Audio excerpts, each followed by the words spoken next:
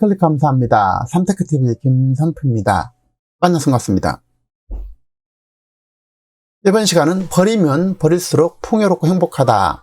비우고 비우자. 특히 50 이후부터는 비우고 비워야만이 행복하다라는 주제로 어떻게 하면 우리가 행복하게 잘 살아갈 수 있는 것인지 함께 고민하는 시간 갖도록 하겠습니다. 가장 많이 굶주려 죽는 것은 동물이 아니라 인간이라는 것입니다. 왜 그럴까요? 자, 비워보니 더 많이 행복하다는 것이고 50부터는 물건은 뺄 셈이고 마음은 덧셈이어야 된다. 50부터는 버릴 것과 살릴 것만 구분하면 삶이 풍요로워진다 이렇게 되어 있는데요. 자, 세계 인구 2억 6천만 명이 굶주린다고 합니다. 자, 코로나로 더 급증하고 있고 연말 세계 기아 인구 2020년 연말입니다. 2억 6,500만 명이 이렇게 굶주리고 있다라는 것입니다. 자, 노마드 유목민은 소유하는 물건이 유목민이 소유하는 물건과 자, 현대인들이 평균적인 소유물을 비교를 해보면 유목민보다 현대인들은 무려 1000배나 더 많이 소유하고 있답니다. 10배가 아니라 100배가 아니라 그보다 10배 더 많은 1000배라는 게 놀랍기 짝이 없습니다. 끊임없이 이동하며 살아가야 되는 유목민들은 항상 짐을 간편하게 꾸리고 무게를 줄이는 것이 생활화되어 있고 기능이나 효율을 유지하면서도 짐을 줄이는 방법, 이것은 유목민들이 살아가면서 터득한 지혜라는 것입니다. 그래야만 언제 어디서나 다른 장소로 쉽게 이동할 수 있기 때문인데요. 자, 그런데 인간은 더 점점 짐이 무거워지고 있다는 것입니다. 자, 가장 많이 굶주려 주는 것은 동물이 아니라 인간이라는 것입니다. 인간이 가장 안 굶주릴 것 같은데 동물보다는 훨씬 더 많이 굶주리고 있다는 것입니다. 왜 그럴까요?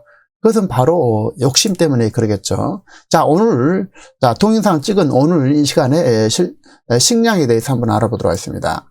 자, 영양실조를 겪고 있는 사람은 오늘 8억 4천만 명이라는 것이고 과체중은 이보다도 약 3배 가까이 이른 1억 7천만 명이라는 것입니다. 비만은 7억 7천이고, 자, 비만하고 과체중까지 합치면 그야말로 2억 4천이 넘죠. 엄청난 인원이, 자, 영양실조에 비해서 3배 이상 이렇게 많다는 것입니다. 오늘, 현재, 굶주림으로 사망한 사람은 11,000명이라고 합니다. 11,000명. 엄청나죠? 미국에서 비만 관련 질병에 치료된 비용은 2억 1,800달러라고 합니다. 그러니까, 우리 돈으로 따지면 이거에 1,100을 곱하면 되기 때문에 엄청난 돈이죠. 자, 미국에서 체중 감량 프로그램에 추출된 비용도 6,987만 달러라는 것이죠. 자, 이거 놀랍기 짝이 없습니다. 굶주림 사람도 영양실조로 또 이렇게 죽어간 사람도 있는데 이렇게 과체중과 비만으로 더 많은 사람들이 자, 고통받고 있다는 것입니다. 배부른 사자는 더 이상 사냥하지 않습니다. 하지만 인간은 배가 불러도 먹이를 창고에 쌓아두려고 사냥에 나서죠. 만일 사자가 인간처럼 배가 불러도 끊임없이 사냥을 하게 된다면 어떤 일이 발생하게 될까요? 그도 곧 죽게 될 것입니다. 사자도 죽게 되고 호랑이도 죽게 된다는 것입니다. 사냥감이 씨가 마르기 때문에 죽을 수밖에 없죠. 하지만 밀림의 제왕 사자는 배가 부르고 제목을 챙기고 나머지는 다른 약자들을 나눠 갖도록 내버려 둔다는 것입니다. 사실은 생존을 위한 것이죠. 그래서 작고 연약한 동물들도 함께 살아갈 수 있다는 것입니다. 인간이 굶주려 죽는 것은 인간의 바로 욕심 때문이라는 것이죠. 인간은 먹이를 산더미처럼 쌓아두고도 사냥에 나서게 되고 더 큰 곡간을 더 만들게 되죠. 더 큰 곡간을 만들어서 계속 먹이를 가두어 놓으려고 합니다. 그리고 냉장고를 만들어서 냉동고를 만들어서 자, 더욱 많은 물건을 쌓아놓죠. 인류 역사는 이 같은 인간의 습성에 따라서 끊임없이 갈등하고 대립하고 싸우고 전쟁하면서 자, 힘센 자가 죽이고 약자는 힘없이 죽어가는 그런 역사의 반복이었습니다. 또한 가진 자는 살이 과도하게 올라서 각종 당뇨나 성인병으로 병들어서 죽게 되고 없는 자는 그야말로 영양실조로 굶주려서 죽는다는 것입니다. 사람이 살아가는데 꼭 필요한 물건은 무엇일까요? 당신이 죽은 후에 어떤 물건으로 기억되고 싶은가요? 바로 집안에 가득 찬 물건들을 보면서 제가 생각해 봤는데요. 도대체 이 많은 물건들이 왜 필요한 것인지 저도 스스로 놀랍습니다. 사람이 살아가는데 필수 불가결한 것이란 의식주가 되겠죠.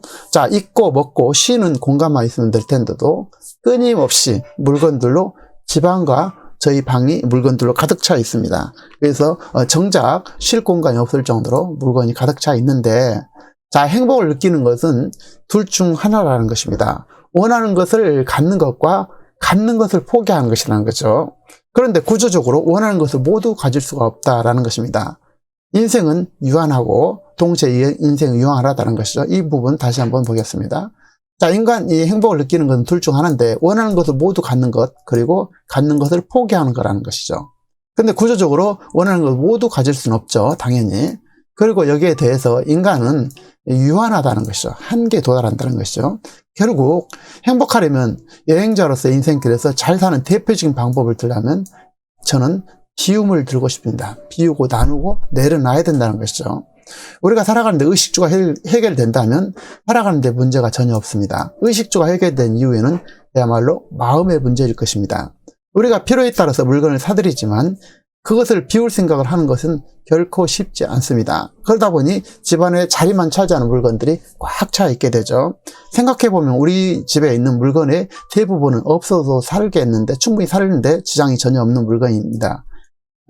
사실 1년에 한 번 이상도 사용하지 물건들은 가지고 있을 필요가 없다라는데, 자, 여행자처럼 가볍게 마음도 물건도 내려놓고 비우고 그렇게 가볍게 살아야만이 행복지수가 높아진다라는 것입니다. 근데 이것이 결코 쉽지 않다라는 것이죠. 그래서 이거를 단호하게 마음을 먹어야 비울 수 있다라는 것입니다.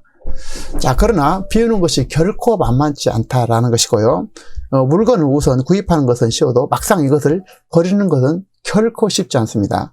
버리는 것은 일종의 낭비가 된다는 그런 마음이 첫 번째 가질 수가 있고, 물건에 대한 또 사연이 있고 또 추억이 담겨 있지 않습니까? 그리고 거기에다 더해서 욕심이라는 것이 더해져 가지고 비우고 내려놓는다는 것이 결코 쉽지 않은 것 같습니다. 그러나 1년을 지나고 3년을 지나도록 단 한 번도 사용하지 않는 물건을 계속 쌓아만 놓는다면 그것은 집안을 쓰레기장으로 만드는 것과 같다라는 것입니다. 그래서 멈추고 정리 저자, 유용성 저자는 이렇게 얘기를 합니다. 유용성에 의심이 들거나 아름답지 않다고 생각하는 것은 집안에 두지 말라면서 비움을 제안하고 있는데, 그는 잡동사니에서 해방되기 위해 필요한 지혜는 더 사라고 부추기는 문화에서 스스로 기준을 세워서 옷의 수량을 개수를 제한하고 양보다 질을 추구하라고 얘기하고 있습니다. 쓰지 않는 물건은 무조건 처분하고 만일 필요하다면 그때 다시 구하는 원칙을 세우자라는 것인데, 물건의 정리가 아닌, 물건의 가지런히 정리가 아닌 비워서 또 버리고 소유하지 말자라는 것이 되겠습니다. 언젠가는 쓰겠지라면서 남겨진 물건은 결국 그 물건이 손에 닿지 않거나 눈에 보이지 않는다면 그런 물건은 거의 사용하지 않는다라는 것입니다.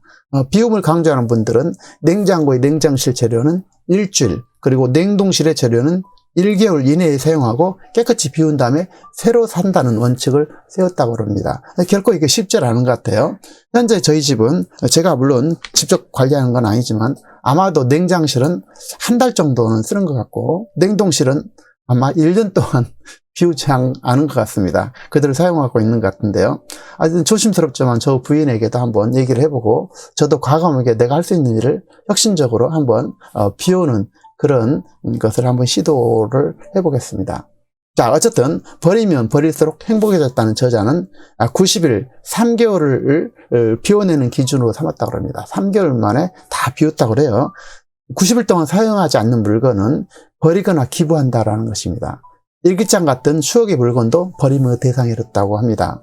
저자는 내게는 아름다운 추억이 되나 자식에나 가까운 사람들에게는 또 다른 누구인가는 떠넘겨지면 그것은 아름답지 못하고 구질구질한 잡동사니가 될 뿐이라는 것인데, 그래서 오랜 시간 써온 일기장도 어느 날 태워버렸다고 합니다.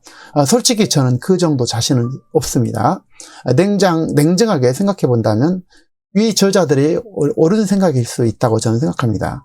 저희 방은 늘 짐으로 꽉 차 있고 이것은 결코 아름답지 못한 모습입니다. 3개월이 아니라 이보다 10배인 3년을 아니 10년을 사용하지 않는 물건들이 질비하게 저는 있습니다.